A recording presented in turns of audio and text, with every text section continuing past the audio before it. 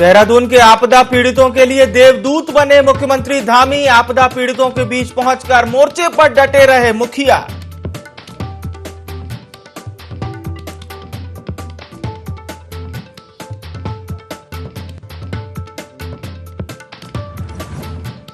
अस्पताल पहुंचे मुख्यमंत्री धामी, जाना आपदा पीड़ितों और घायलों का हालचाल। सभी घायलों के शीघ्र स्वस्थ लाभ की कामना। डॉक्टरों को दिए जरूरी दिशा निर्देश।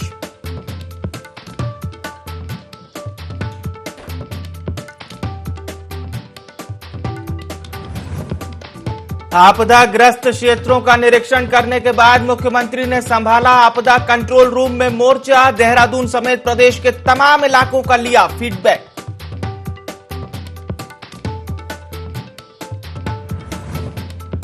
बारिश से हुए नुकसान का निरीक्षण करने के बाद देर शाम घटनास्थल पर फिर पहुंचे कैबिनेट मंत्री गणेश जोशी। पीड़ितों को बांटा जरूरी सामान, कहा संकट की घड़ी में साथ खड़ी सरकार। और रानीखेत में शुरू हुई अग्निवीर भर्ती, सैकड़ों की तादाद में पहुंच रहे युवा। प्रशासन की ओर से किए गए पुख्ता इंतजाम।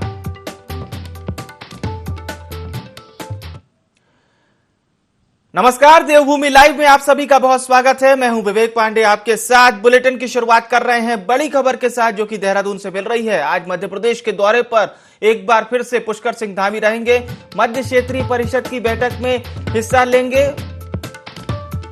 22 अगस्त को भोपाल में बैठक होगी। बैठक की अध्यक्षता करेंगे केंद्रीय गृह मंत्री अमित शाह। आंतरिक सुरक्षा, पुलिस आधुनिकीकरण, सीमांत सुरक्षा समेत कई महत्वपूर्ण विषयों पर चर्चा होगी। सीएम के साथ राज्य सरकार के कुछ अधिकारी भी बैठक में शामिल हो सकते हैं। तो आज देश के गृह मंत्री अमित शाह, जो कि आज और कल मध्य प्रदेश दौरे पर रहेंगे, मुख्यमंत्री पुष्कर सिंह धामी भी इस महत्वपूर्ण बैठक का हिस्सा बनेंगे, जिसकी अध्यक्षता करेंगे केंद्रीय गृह मंत्री अमित शाह। उनके साथ मध्य प्रदेश के मुख्यमंत्री शिवराज सिंह चौहान, छत्तीसगढ़ के मुख्यमंत्री भूपेश बघेल भी होंगे।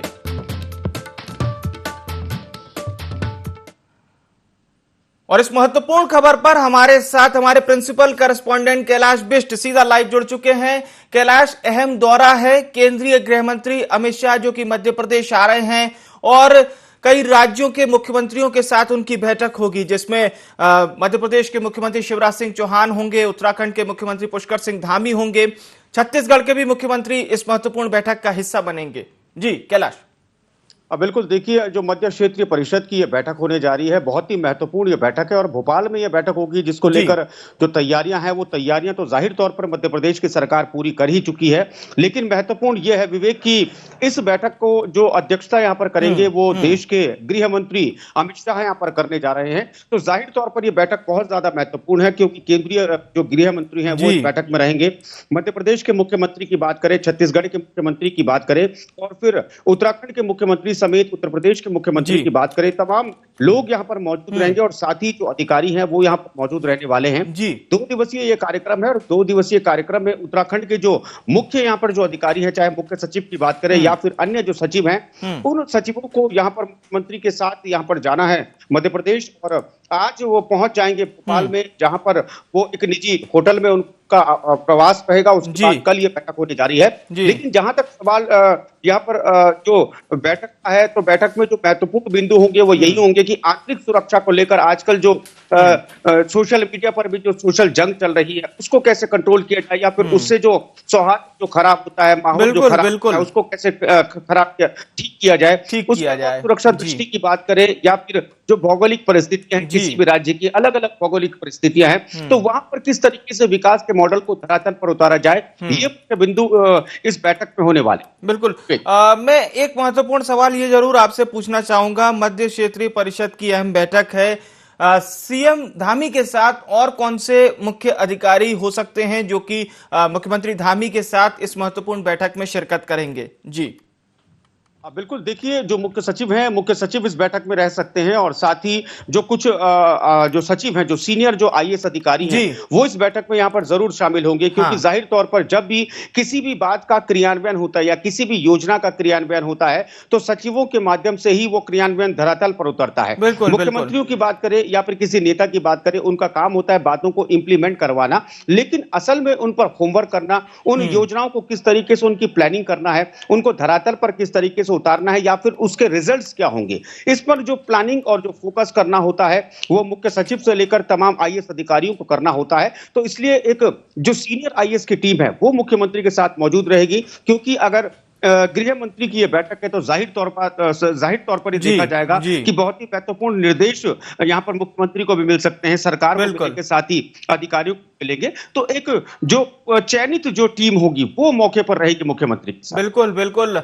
बने रहिएगा कैलाश आप हमारे साथ, और हम हमारे दर्शकों को भी बता दें, मध्य क्षेत्रीय परिषद की ये अहम बैठक होगी, जिसमें उत्तर प्रदेश के मुख्यमंत्री योगी आदित्यनाथ भी शामिल होंगे, मध्य प्रदेश के मुख्यमंत्री शिवराज सिंह चौहान, साथ ही साथ उत्तराखंड के मुख्यमंत्री पुष्कर सिंह धामी शामिल होंगे। एक अहम बैठक होगी केंद्रीय गृह मंत्री अमित शाह की अध्यक्षता में। बढ़ते हैं आगे, देहरादून का रुख करते हैं। प्रदेश के 100 शिक्षकों को सम्मानित किया जाएगा। 5 सितंबर को शिक्षक दिवस पर ये सभी शिक्षक सम्मानित किए जाएंगे।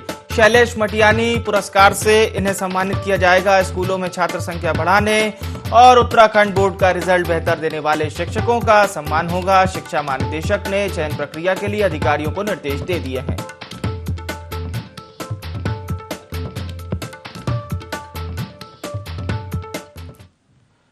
तो उत्तराखंड के 100 शिक्षकों को सम्मानित किया जाएगा। एक बार फिर से हम रुख करते हैं, हमारे प्रिंसिपल करस्पॉन्डेंट कैलाश बिष्ट लगातार हमारे साथ बने हुए हैं। कैलाश जी, मैं आपसे ये बात जानना चाहूंगा कि ये प्रोत्साहन जाहिर सी बात है मुख्यमंत्री पुष्कर सिंह धामी के निर्देश पर ही किए जा रहे होंगे, और वो कहते भी रहते हैं कि शिक्षक को जितना हम प्रोत्साहित करेंगे उतना ही छात्र के जीवन में भी एक नया सवेरा आएगा, छात्र भी उतना आगे बढ़ेगा। जी कैलाश।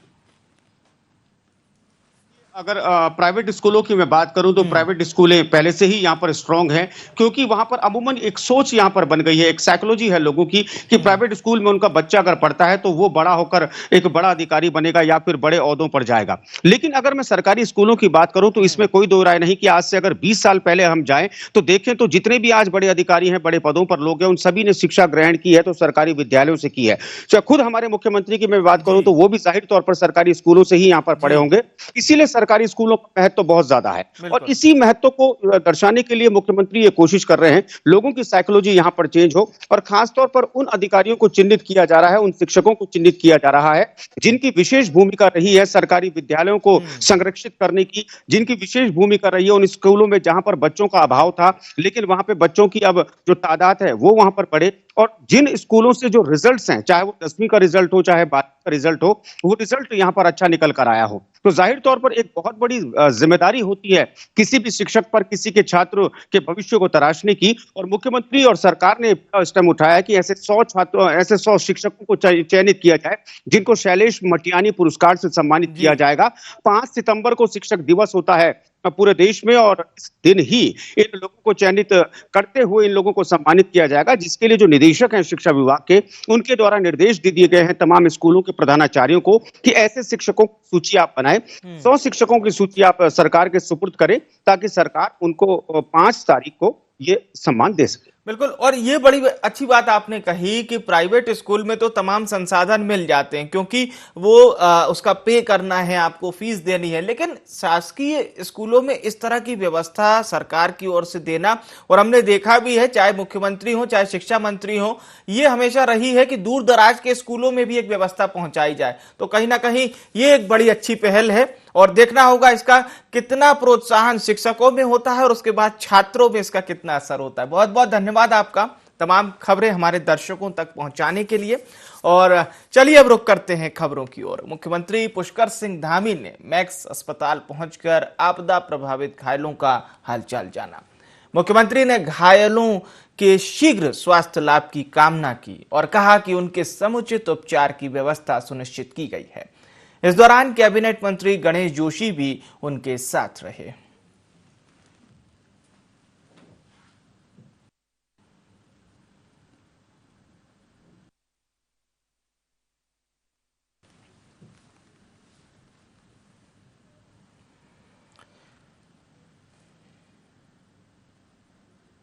बढ़ती महंगाई, बेरोजगारी और जीएसटी जैसे मुद्दों को लेकर केंद्र और राज्य सरकार के खिलाफ कांग्रेस ने मोर्चा खोल दिया है। राजधानी देहरादून में कांग्रेस कार्यकर्ता शहर के कई इलाकों में चौपाल लगाने वाले हैं।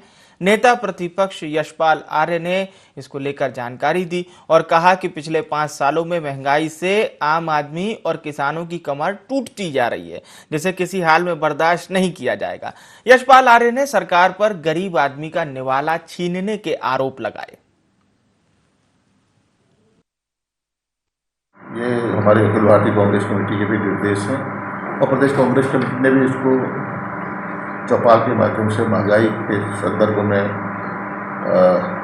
जो आज हालात हैं, जिस तरह की महंगाई दिन प्रतिदिन बढ़ती जा रही है और जो रोजमर्रा की वस्तुएं हैं उसके दाम बढ़ रहे हैं, उस पर जीएसटी ठोक दी गई है, जनता व्यथित है। इसी को लेकर कांग्रेस ने चौपाल लगाकर जनता के बीच में जाकर गाँव में, खलिहानों में, बस्तियों में संवाद करना है, उनसे बातचीत करनी है और किस तरह से, और उसमें महंगाई के खिलाफ जो अभियान अखिल भारतीय कांग्रेस कमेटी द्वारा चल रहा है, एक अभियान, उसमें सबका हम सहयोग चाहते हैं।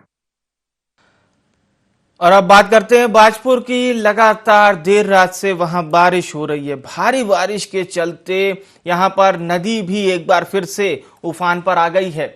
आपको बता दें, लेवड़ा नदी के पानी से नैनीताल रोड और वार्ड नंबर 13 में जलभराव की स्थिति बनी हुई है। बता दें कि उधम सिंह नगर में देर शाम से लगातार बारिश हो रही है। पहाड़ी क्षेत्रों में लगातार बारिश होने से क्षेत्र के नदी नाले भी उफान पर आ गए। वहीं तहसीलदार यूसुफ अली ने बताया कि पहाड़ी और मैदानी क्षेत्रों में देर रात से लगातार बारिश के कारण लेवड़ा नदी उफान पर आ गई है। नदी की सफाई कराई गई थी, लेकिन जितना पानी की निकासी होनी थी उतने पानी की निकासी नहीं हो रही है, जिससे पानी रोड पर आ गया है। जल्दी इस समस्या का समाधान किया जाएगा।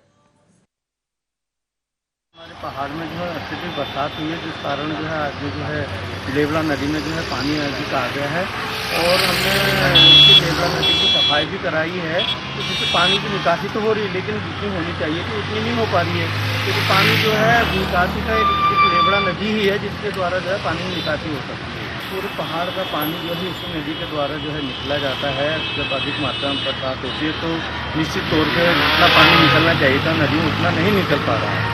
और इसके लिए अभी मेरी जो सिंचाई विभाग से बात हुई है, तो कहा मतलब जितना जेसीबी वगैरह सफाई हो जाए उतना पानी जल्दी से निकाल। थराली में ठेकेदार संघ ने लोक निर्माण विभाग में अर्धनग्न होकर प्रदर्शन किया। बता दें कि निर्माण कार्यों में रॉयल्टी के नियमों में किए गए बदलाव और बढ़ती हुई जीएसटी के विरोध में ठेकेदार संघ प्रदर्शन कर रहा है। इस दौरान ठेकेदार संघ ने सरकार के खिलाफ जमकर नारेबाजी करते हुए तहसील परिसर पहुंचे, जहां उन्होंने उप जिलाधिकारी को मुख्यमंत्री के नाम ज्ञापन सौंपा। वहीं उन्होंने रॉयल्टी के नियमों और बढ़ी हुई जीएसटी की दरों को वापस लेने की मांग की। इस दौरान ठेकेदारों ने मांगे पूरी नहीं होने पर उग्र आंदोलन की चेतावनी भी दी।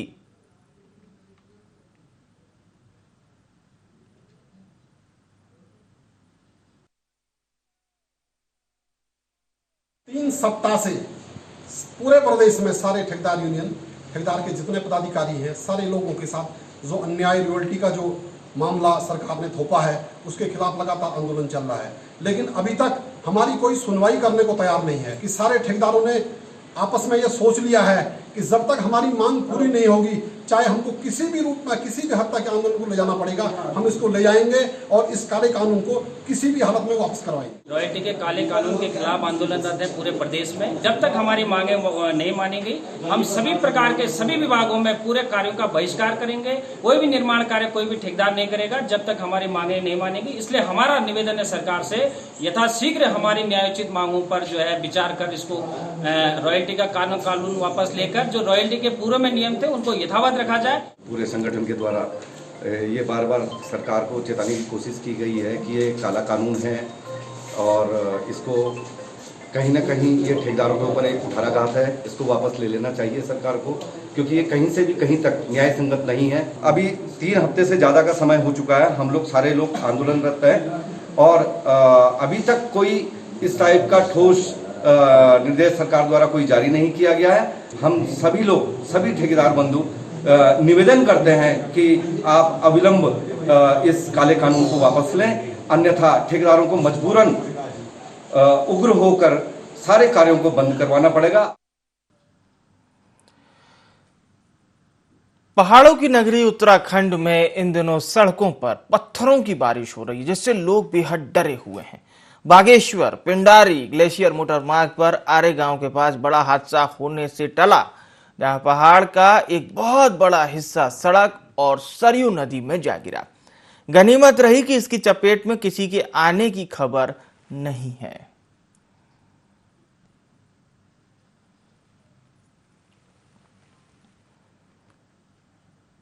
और खबरों में आगे बढ़ते हैं। पहाड़ों में लगातार बारिश का दौर है, मैदानी इलाकों की भी चिंताएं बढ़ गई हैं। 2 दिन से उत्तराखंड के कई इलाकों में बारिश हो रही है। लक्सर के बलावली में भी गंगा नदी वार्निंग लेवल से ऊपर बह रही है।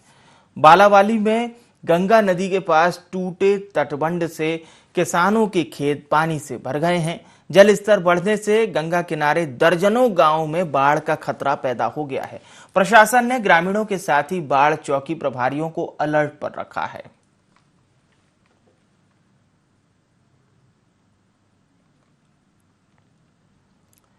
जसपुर पुलिस ने नारायणपुर गांव से एक महिला को स्मैक के साथ गिरफ्तार किया। महिला के पास से करीब 45 ग्राम स्मैक बरामद की गई, जबकि महिला का बेटा फरार बताया जा रहा है।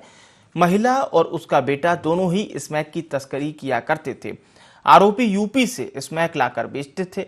बरामद स्मैक की कीमत 2 लाख रुपए बताई जा रही है।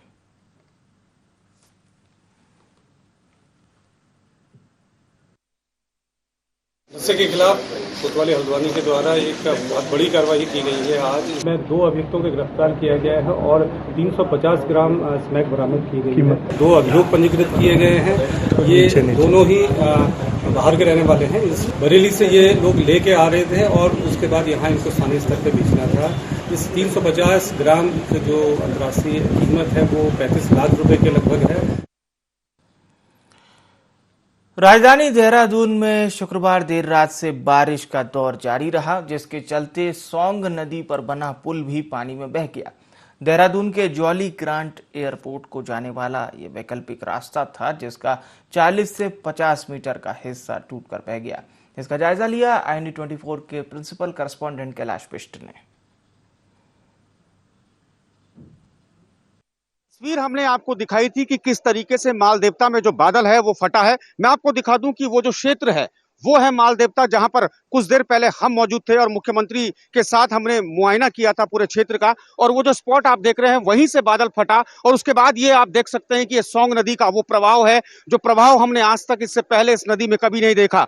यहाँ से कुछ ही दूरी पर फायरिंग रेंज है, जहां पर गोलियों की आवाज आती है। लेकिन यकीन मानिए कि आज गोलियां नहीं चल रही हैं, आज पत्थर यहां पर तैर रहे हैं। उन पत्थरों की आवाज वैसे ही है जैसे गोलियां चलती हैं। पेड़ आप देख सकते हैं कि पेड़ों की हालत क्या है, टहनियां और बड़े बड़े जो पेड़ हैं किस तरीके से यहाँ पर पत्तों की तरह यहाँ पर बह रहे हैं। तो जो प्रकृति ने इस वक्त अपना रौद्र रूप राजधानी देहरादून में दिखाया है, वो रौद्र रूप वाकई में लोगों को यहाँ पर हैरान कर देने वाला है। लोग स्तब्ध हैं। और मैं आपको दूसरी तस्वीर दिखा रहा हूं कि सुरक्षा की दृष्टि से हम आगे नहीं जा रहे हैं, लेकिन ये वो पुल है जो मुख्य आवाजाही के लिए एयरपोर्ट यहां से जाते हैं। पुल वहां पर टूट चुका है। जो पानी का बहाव इतना तेज था कि उस पानी के प्रभाव में यह पुल भी धराशायी हो गया है। और यह मुख्य मार्ग है एयरपोर्ट जाने का। यहां से वीवीआईपी लोगों से लेकर देहरादून की आधी से ज्यादा जो आवाम है वो यहीं से एयरपोर्ट जाती है। लेकिन जिस तरीके से जो आपदा आई थी, जो सैलाब पानी का आया, उस सैलाब के आगे ये पुल भी यहाँ पर टूट गया है। लेकिन अब सवाल यहाँ पर खड़े होते हैं, एक तो जो लोग बसाव करते हैं नदियों के किनारे उन पर, और दूसरा यहाँ पर पीडब्ल्यूडी पर लगातार ये सवाल निशान पहले भी लगते आए हैं कि इस रोड पर सिर्फ ये पहला पुल नहीं, इससे पहले भी कई मर्तबा यहाँ पर पुलों पर सवाल उठ चुके हैं, पुल टूट चुके हैं। लेकिन आखिर क्यों लोक निर्माण विभाग भ्रष्टाचार में डूबा हुआ है? लोक निर्माण विभाग पर जब तक नकेल नहीं कसी जाएगी तब तक यही स्थिति बनी रहेगी। और अब आप देखिए दूसरी तस्वीर की, ये वो पुल है जो यहां से भी क्रैक हो रहा है। तो सिर्फ इसी वजह से हम आगे नहीं जा रहे हैं ताकि कोई घटना यहाँ पर ना हो। और हम यहाँ पर लोगों से अपील भी करते हैं कि यहाँ पर ना आए, आवाजाही ना करें। हम यहाँ पर इसलिए आए ताकि खबर हम यहाँ पर लोगों तक यहाँ पर पहुंचा सकें कि किस तरीके से कहीं ना कहीं भ्रष्टाचार की भेंट पुल चल रहे हैं, निर्माण कार्य चल रहे हैं और प्रकृति के आगे किसी का जोर नहीं चलता। देहरादून से कैमरा पर्सन मयूर उपाध्याय के साथ IND24 के लिए कैलाश बिष्ट। देहरादून में भारी बारिश ने तबाही मचा रखी है। माल देवता में बादल फटने से नदी नाले उफान पर हैं। लोगों के घरों में कई फीट तक पानी भर गया। मूसलाधार बारिश से हुई तबाही का जायजा लिया हमारे प्रिंसिपल करस्पॉन्डेंट कैलाश बिष्ट ने।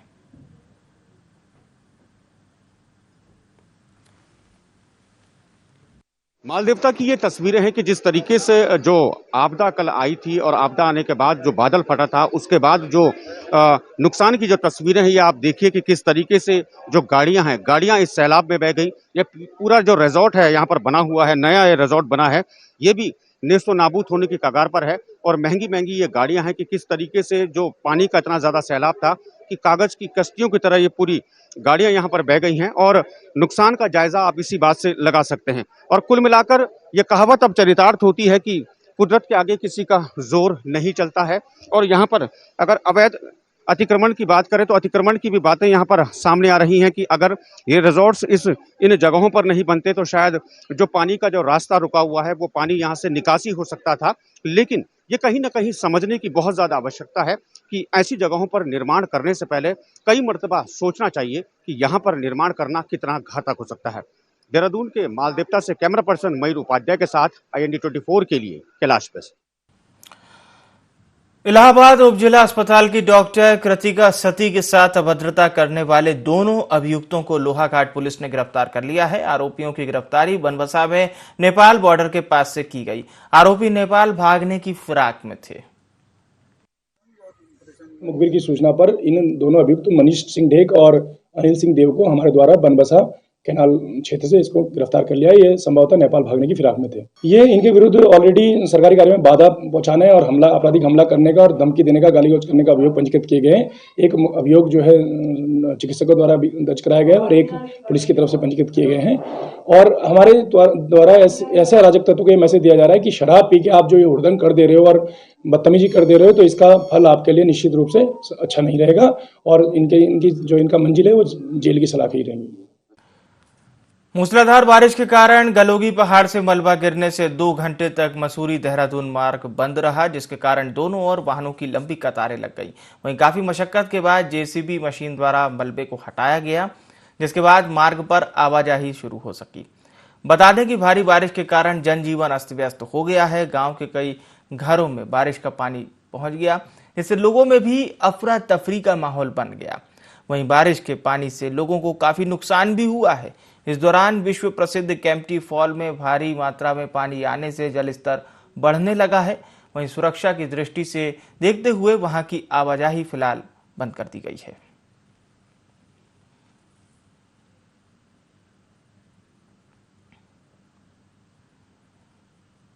और देवभूमि लाइव में फिलहाल के लिए इतना ही। मुझे आने विवेक को दीजिए इजाजत। नमस्कार।